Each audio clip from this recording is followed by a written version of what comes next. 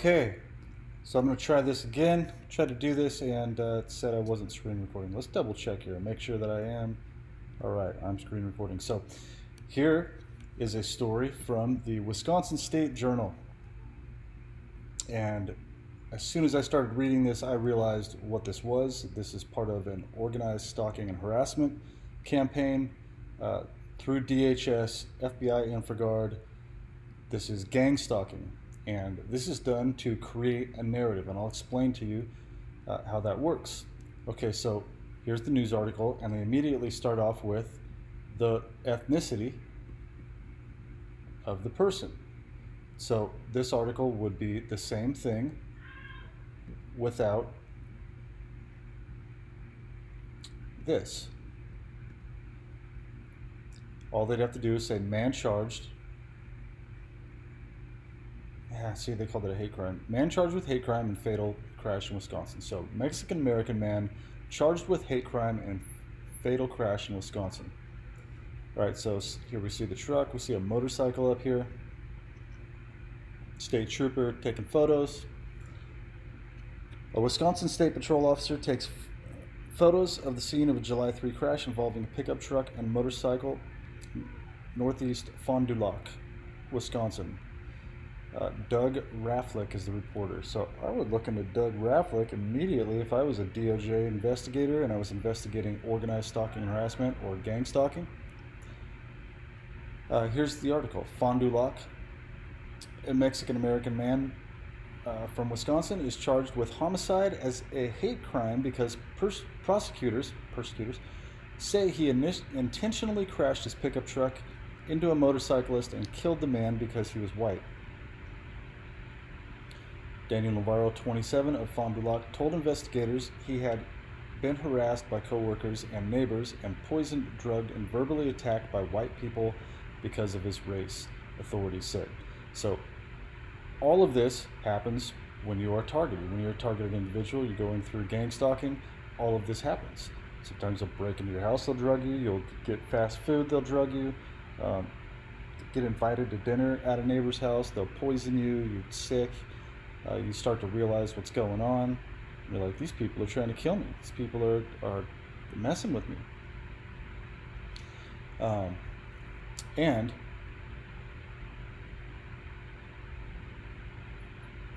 he's getting workplace mobbed. He's also getting harassed by his neighbors. If you've listened to my YouTube channel at all and you've heard me document this over the last 3 years, you've heard me talk about the exact same things. If you look up other targeted individuals' YouTube channels, you'll hear them talk about the exact same things. That many similar events taking place in a person's life do not take place with people in different areas, different ethnicities, different upbringings, different religions, all over the United States. All right, it's a pattern. These are calculated takedown. These are a calculated takedown of an individual for a mainstream narrative. So Wisconsin State Journal, I'm sure that's owned by a larger news media outlet that, all media outlets are owned by 6 major corporations, and they pretty much all lead to the Tavistock Institute, where they get their narratives, where they use long-term trauma-based mind control to target an individual, to get them to react, and then as soon as they react and something bad happens, they use that to push their narrative, like this article is doing right here. All right. And right here it says authorities said. So Associated Press left a message Friday seeking comment from Navarro's lawyer. Philip Thiessen, 55, was killed July 3rd in the town of Tichita. He was a retired special agent with the Wisconsin Department of Justice, so DOJ, and a former police officer. So he was DOJ and a police officer. Usual suspect for a gang stalker. They come in all different shapes and sizes. A lot of them are in enforcement, and they get additional pay This guy was retired, so he's probably doing this as his, retirement job to afford that nice Harley that he used to drive around and harass people in. He was probably bright lighting this guy. That's my best guess. One of the standard things they do in Gangstalking is brighting, where they'll have cars that will follow you around. They know which direction you're going to be going, and they will have like 50 people in one trip to the store 10 blocks away bright light you and not shut their brights off. And they'll do that for months and months on end, to where finally you realize there's no way this is a coincidence. This guy realized that, and he had a bad day and took that guy out. He knew he was one of them. You can tell. They make it obvious. All right, so Daniel Navarro, 27, of Fond du Lac, told investigators that he had been harassed by coworkers and his neighbors, and okay, I already read that part. Navarro apparently didn't know Thiessen, but targeted him because he was white, and Fond du Lac County Sheriff said Fond du Lac County Sheriff Ryan Waldschmidt. So here is what we call transference. The targeted individual right here who was being targeted, they say that he was targeting the officer, which is completely... Look, I'm trying to do a video, dude. Come on.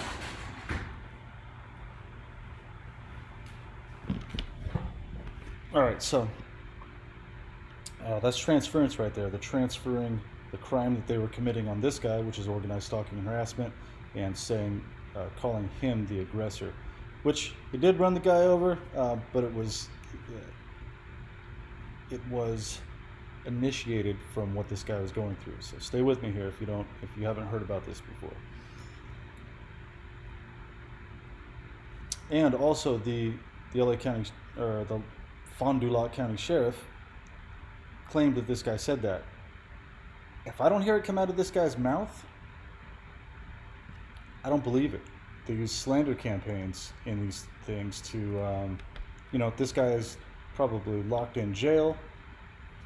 He doesn't have he's probably been isolated from his friends and family, and he has no way to respond to any of these allegations. They just have the article come out. This guy can't stand up for himself and say what happened. All right, Navarro said that if President Donald Trump and white people are going to create the world we are living in, he has no choice, and that people are going to have to die, Waldschmidt said. So again, somebody said that he said.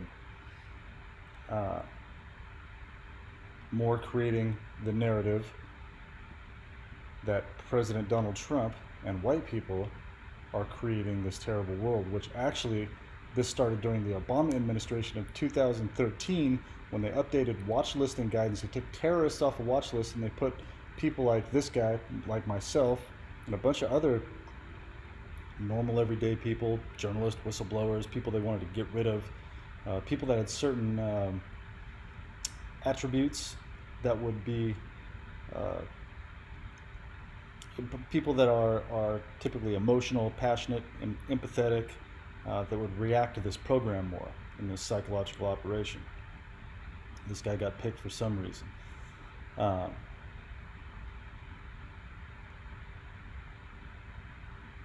Navarro is charged with first-degree intentional homicide and first-degree recklessly endangering safety, both as hate crimes. According to the criminal complaint, a sheriff sergeant spoke with Navarro at the crash, and Navarro stated that he intentionally crashed head-on into the motorcycle. The sergeant asked Navarro if he heard him correctly about the crash being intentional, and Navarro responded, "Yes, it was intentional, sir," the complaint said. A deputy at the scene described Navarro as having a 1,000-yard stare. Boom, right there. How many of the active shooters that have been in these school shootings, mall shootings, and all that different stuff, they take their mugshot and they have the 1,000-yard stare? This guy doesn't really look like he's got it too much here. Excuse me. But I've had that stare before, because you're completely sleep deprived you are in it feels like a parallel universe. You can't trust anybody. You're going through the twilight zone in this thing. People are walking up to you in the store, repeating conversations that you had in your house. Um, like this guy said, he was being poisoned, drugged, harassed. Let's see. Let's keep going. According to the criminal complaint, a sheriff sergeant spoke with Navarro at the crash. Okay, 1,000-yard stare. Here's him in court.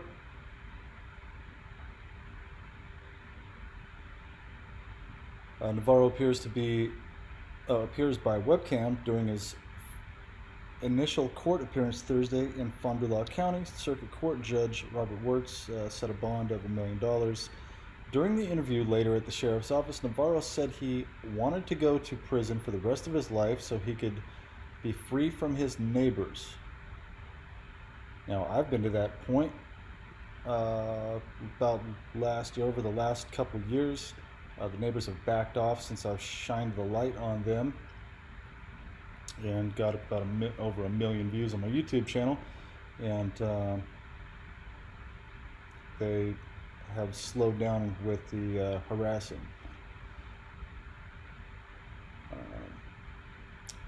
So his neighbors, whom he could hear making racist comments through the walls of his house, according to the complaint. It also stated that he said he wanted to be free from people who drive by his house, rev their engines, and squeal their tires to make him angry. Targeted individuals out there, how many of you have experienced this exact thing? Cars you've never seen before in the neighborhood, that don't live in the neighborhood, drive by your house. I live at the very back of a neighborhood where you have to go out of your way to get by my house. I've had cars driving by till 3 o'clock in the morning, honking their horns, squealing their tires, peeling out, loud stereos, just one after another, after another, after another. And they do it intentionally. This guy was being gang-stalked for sure, 100%, without a doubt. Fond du Lac County Circuit Court Judge Robert Wirtz set bail at $1 million during an initial court appearance Thursday. Fond du Lac County District Attorney Eric Toney said Navarro's crime is not reflective of the entire community. Of course it isn't. He's one person. How could you say that this person's actions reflect an entire community? That doesn't even make any sense. It's a stupid comment. One of the witnesses recognizing that the victim was deceased. You can't really recognize the person's deceased unless you're like a medic or a doctor. It could be just unconscious, unless the guy was like decapitated or something like that. Stayed with him until first responders could arrive, and that I think speaks more for the character of our community than the charges in the criminal complaint, he said. Well, people in this community are obviously gang-stalking. Gang-stalking is funded basically by George Soros. He pays Antifa, he pays Black Lives Matter to loot, riot, and create chaos in communities. He also paid Obama $30 million before that watch listing guidance was updated, and they started doing this for social engineering. And they removed the Smith-Mundt Act was updated, they called it, but basically that allowed propaganda to be used against American citizens. And people think that propaganda is only used in the mainstream news or newspapers, or like this newspaper right here, which it's clearly being used in. They don't realize that propaganda is carried out by paid actors, paid citizens, to carry out these standard operating procedures to psychologically target a targeted individual. And it creates a false narrative in that person's life. So I've been gang-stalked by every ethnicity. The narrative they wanted to run on this guy, and maybe it's mostly white people in this town in Wisconsin, and those are the gang-stalkers. But they've tried to run these narratives on me where they've had all black people in one day. All the gang-stalkers are all black people, and they want me to react and say something racist to those people. They've had all Hispanic people gang stalk me in one day, just so by the end of the day you're just tired of that certain type of person. They've had all white people gang stalk me in one day. They've mixed it up and had all ethnicities gang stalk me in one day. Certain days they've had all people wearing military attire, which I'm a veteran, so it's like they want me to react and act out against veterans, and then the narrative they would run if I did something against a veteran would say he was a disgruntled veteran. He didn't get his benefits or something like that. And he wanted to get revenge against the veterans. So they'll run these different scenarios on a targeted individual and get that if that person, like this guy right here, probably didn't understand what was going on. He knew that something crazy was going on in his life, but he didn't know it was government funded, that it's a program to try to get him to react to do this. He just thought that these people were being racist. They probably had a bunch of people that probably aren't even Trump supporters go after this guy and play that narrative out and just keep being racist over and over and over and over. So this guy thinks that all white people are racist. They're all Donald Trump supporters, and that's the narrative that was presented to him. And it works out perfect for these domestic terrorist journalists that run these stories and this propaganda for them to push their narratives for racial divide and chaos.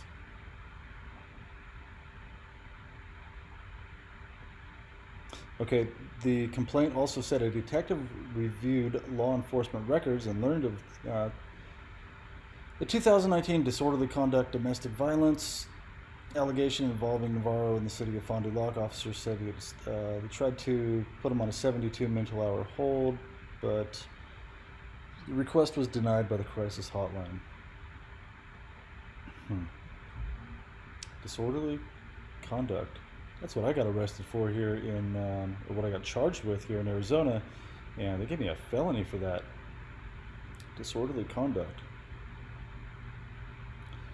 All right, so here you go, folks. This is a targeted individual right here. This guy was gang stalked through a systematic psychological operation to drive him crazy and for him to react in aggression so they could use that for a racially motivated, narrative-driven news piece to keep people divided by race. When they read this, when Mexican people read this, they're going to say, well, why were they being racist towards this guy? What's wrong with white people? And then white people are going to say, well, what's this guy? If they don't understand what organized stalking and harassment is, they're going to say, well, why was this guy being paranoid and delusional and thinking everybody was attacking him? And why was he being racist about all of us? We're not like that. We're not like that. So it starts to get this disconnect between ethnicities, and people react to the news that they hear, you know.